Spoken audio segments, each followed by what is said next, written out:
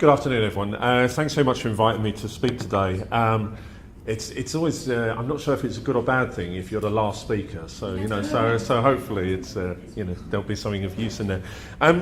First off, thanks very much to Daniel for inviting me. It's been a wonderfully smooth process, and yeah, there's been no stress from my part whatsoever. So it's a real pleasure to be here. And also thank you so much to the translators as well. Yeah, it's been absolutely fantastic, the whole translation, really being able to pick out some of the themes that have kind of come out this morning, and also being able to respond. So I've amended my talk to try and speak to some of those themes that have kind of come out this morning, to try and illustrate the way in which the UK maybe fills some of those gaps that we were speaking about. And it's not until I come to Europe do I realise how strong my accent is. So I have been told to speak slowly and clearly, and I've realised that's already gone out the window. So I've already forgot to do that. So I'm going to talk. First, I'm going to talk about kind of the kind of hate crime framework that we have in the UK, and it's not perfect. And I want to make that clear from the start. It really isn't perfect, and I'm not trying to say that we have all the answers in terms of some of these issues that came out this morning.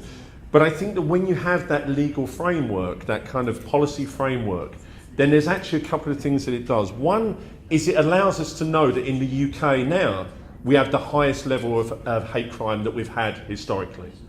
So it's not about bringing about, this framework doesn't bring about an end, but it gives us information. It allows us to be able to understand that. The second part as well is that I think that Barbara, I'm going to say Barbara Perry and Barbara John, Barbara 1, Barbara 2, I'm not sure. So Barbara Perry spoke about conveying a message as well. And I think that one of the things that it does is it does convey the message that hate crime is unwanted. That doesn't say that hate crime is going to disappear, because it doesn't. But I do think it sends out a very strong message in terms of that. And I think that one of the things that's really interesting in that is that, what we see is we begin to be able to understand. We get to a stage where we can begin to understand what the landscape looks like. And we can also get to a stage, which I'll come to towards the end of the talk, about the way in which the kind of climate, the kind of social and political climate of the country can actually influence the kind of levels of hate crime. So we have a definition of hate crime, and that's from the College of Policing. And a hate crime is any criminal offence which is perceived by the victim or any other person as being motivated by hostility or prejudice. So we've got a few things in there first off. So this morning we were talking about perception. If the victim perceives that they've been targeted for hate because of who they are, because of who they may have been identified as. So, we at the moment in the UK, because Sikhs have beards and wear turbans, we find that a lot of Sikhs are experiencing Islamophobia, because the perpetrators kind of think, oh, they have a beard and they have a turban, they must be Muslim.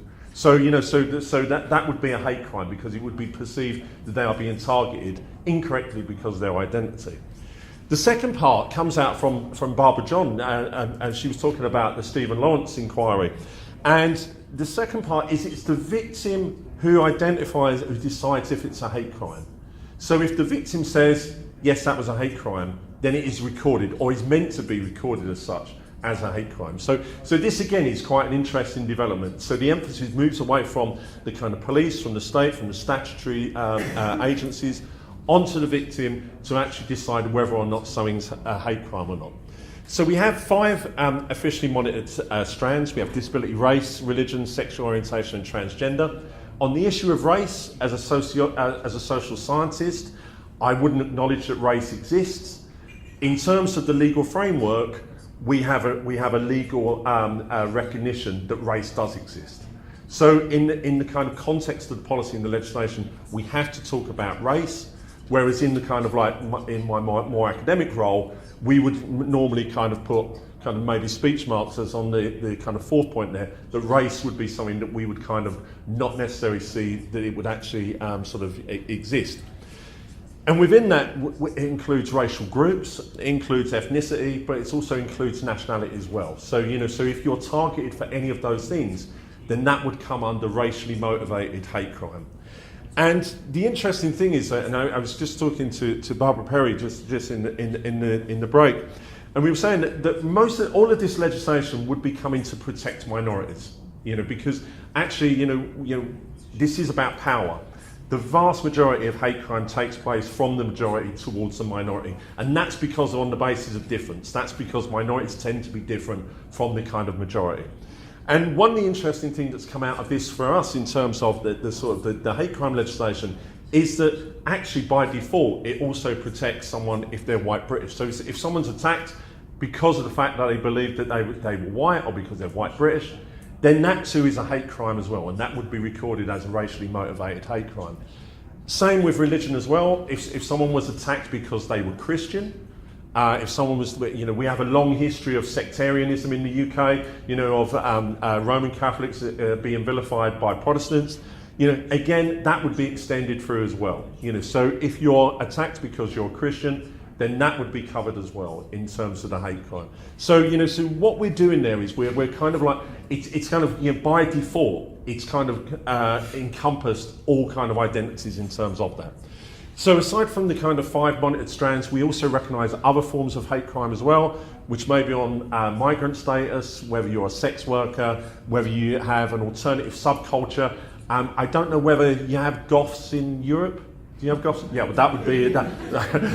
I didn't know whether that was going to translate or not, but yeah, so that would be an alternative subculture. So we had an incident a few years back, Sophie Lancaster, who was attacked because of the way that she looked, and she was actually murdered.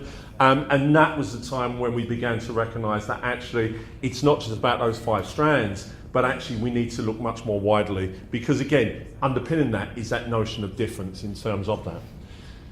When we talk about hate crime, we're talking about an umbrella term. So, we will talk about Islamophobic hate crime, we will talk about homophobic hate crime, we will talk about anti-Semitic hate crime.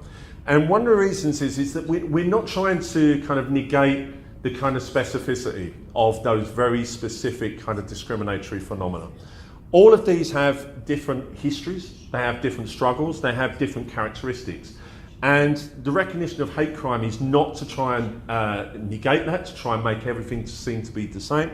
But it's also a recognition that actually not all forms of anti-Semitism are hate crimes. You can be talking about stereotyping, we can be talking about kind of profiling, we can be talking about mockery. Those kind of things would kind of fit under those headings of kind of homophobia, of sexism, of disableism and so on, but actually may not necessarily translate into hate crime. So it's an umbrella term, but it doesn't kind of negate the specificity in terms of that as well.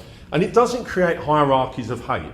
So it's not that within this we're trying to say, well, this form of hate is actually worse than this. Actually, it's about trying to kind of make a kind of equitable kind of landscape within which we kind of understand these kind of things.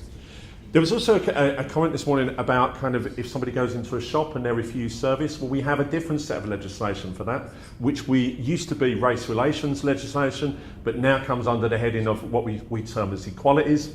And within that as well, we would recognise age, we would also recognise marital status, and we would also recognise pregnant women as well. So, so on that level of discrimination, again, discrimination would be different to an actual hate crime. And so we have a kind of much more kind of broader set of policies around that.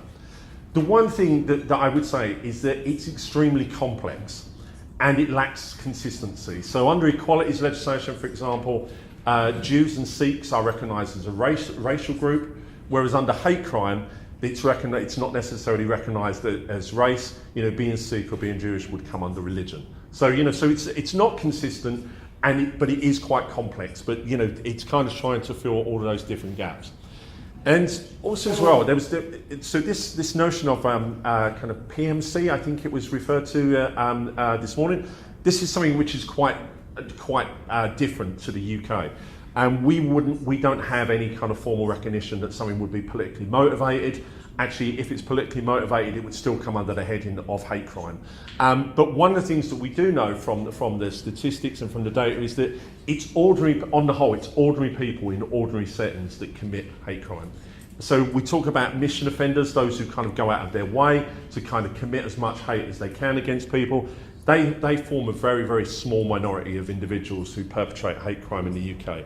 And I guess on that point is that you know, sort of, whilst the majority isn't, we would say, politically motivated, a lot of it would be in the context of the political landscape in the UK.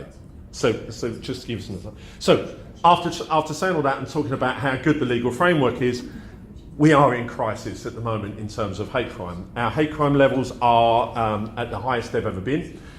In the past year, we've seen a 29% increase in overall hate crimes, the largest overall increase since records began. And racially and religiously motivated hate crime is both at the very, very highest it is. Now, in terms of the government, the government's initial response with this year-on-year rise that we're seeing is that, well, this comes down to kind of better awareness of hate crime and more willingness of people to go forward and report, but also a sort of, you know, kind of improved recording. Well, I think we have to acknowledge that, yes, that goes some way, that goes a certain distance, but I think that we also have to look at the wider social and political landscape to be able to try and get a better grip on this. So as you can see here, these are the kind of different forms of hate crime. So we've only been recording, unlike Canada, we've been kind of publishing the data for even less. But you can see that the kind of significant increases year on year, pretty much across all of the 5 monitored strands in terms of that. And these are the percentage changes that we've seen, you know, from 2015-16 to the most recent 2016-17 kind of data. So overall, around about a 29% increase in terms of that. Now, Barbara Perry mentioned as well around third-party reporting and kind of third-party organisations. Now, we have a couple which are very good. One is Tell Mama, which Barbara mentioned, which looks at kind of anti-Muslim and Islamophobic hate crime. Another is the Community Security Trust, which looks at kind of anti-Semitism. So I'm just going to show you a couple of those as well in terms of that, and we'll come on to that. But I think that one of the things that we can't get away from, and with something which is quite distinct to the UK, sadly, in the kind of contemporary climate, is the Brexit vote. Now, what we saw in the 11 months after the Brexit referendum, so this was the vote we had 2 years ago when we decided that we were going to leave the EU, and what we saw there was that there was a 23% increase in hate crimes in that 11 months afterwards. You know, so very much, you know, Leave campaigners. So the Leave campaigners were the ones who campaigned for us to come out of the EU. Leave campaigners were like, no, this isn't the case. You know, it could just be a coincidence in terms of that. But I think that there was 2 things to it, and I'll show you a graph which actually illustrates the impact the Brexit referendum had. But the first point was that historically in Britain, racially motivated hate crime targets non-white communities. What we saw after the Brexit vote was that actually Eastern Europeans, white Eastern European communities, were very heavily targeted. So this notion again about kind of race kind of being all-encompassing was really useful there, because actually those who would describe themselves as white other or white European actually we were able to get the data in terms of that. But what you can see here, so this dotted line, that's the day of the Brexit referendum. You can see that on the day before, the hate crime was there, and the day after, the hate crime went there. So it's quite significant, you know. So I don't think that the Leave campaigners have said, well, you know, it wasn't a catalyst. It didn't, cause people to go and commit hate crimes. But I think that when we look at that and when we see the breakdown in terms of that and that sharp increase, we can really see that actually that was a catalyst for hate crime in the UK. That we also know that there was a very specific kind of European element to that as well, is that, you know, the hate crimes suddenly began to target other Europeans. There was a very clear kind of message in there, I think, in terms of hate crime, and very clear where we are in terms of the landscape in the UK. And so these are just a couple of images. So this is the official, this was the official Leave campaign. We want our country back. You know, this is something that, you know, we want it back from the EU. The EU obviously has kind of taken control of Britain. We have no sovereignty. This was the kind of message that we got in terms of that. But also to give you a little bit of a wider context, I don't know if anybody's ever come across these, but this is what the UK government was sending around certain areas of London about 3 or 4 years ago in the UK illegally. And these would drive around areas where there was a high percentage of ethnic minorities. And these would just constantly drive around, basically as a means of intimidating. So even before Brexit, we can see that there was a very strong kind of emphasis on kind of illegality. Terror attacks, this is another thing that we kind of see in the UK. So in the past few years, we've had a number of terrorist attacks in terms of that. We've seen, my research since 9/11 has shown that after a terror attack, we have a kind of revenge backlash against Muslim communities in the UK. It doesn't matter whether the attack was in the UK, when we saw the Charlie Hebdo attacks in Paris, again, there was a backlash against Muslims in Britain. And so what we see is these kind of constant kind of stream of sort of attacks. So the next graph, this graph is it's quite complex and it's very nicely coloured. But what this is from Tell Mama, which is a third-party recording mechanism. But what you can see there is that there's additional lines. So what you can see there, that was the Westminster Bridge attack, and you can see the following week that the level of hate crime against Muslims went up. This line here is the Manchester Arena attack, and you can see that hate crime really shot up there. Then the London Bridge attack, and you can see that after every terror attack, hate crime levels, particularly against Muslims, do tend to increase. What's interesting here is that this line here was an attack against a mosque, so this was a right-wing inspired attack, and hate crime against Muslims actually dropped the following week. So again, you can read into that whatever you wish from that.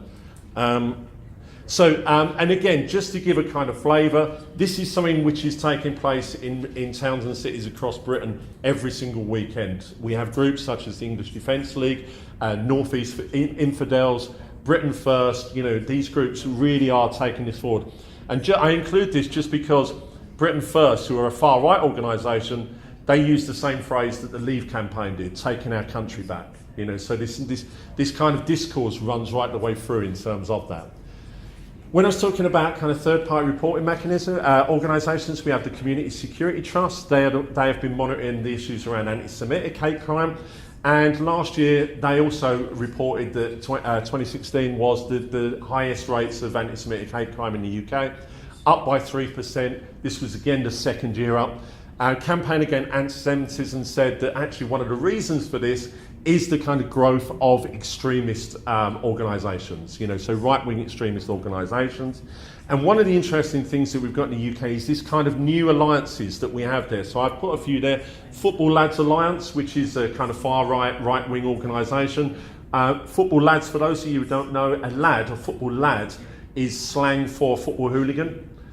So, you know, this kind of, unless you was in those circles, you wouldn't necessarily pick that up. So Football Lads Alliance present themselves as being football hooligans who are coming together and getting on very nicely to oppose extremism, whereas they are a far-right organisation.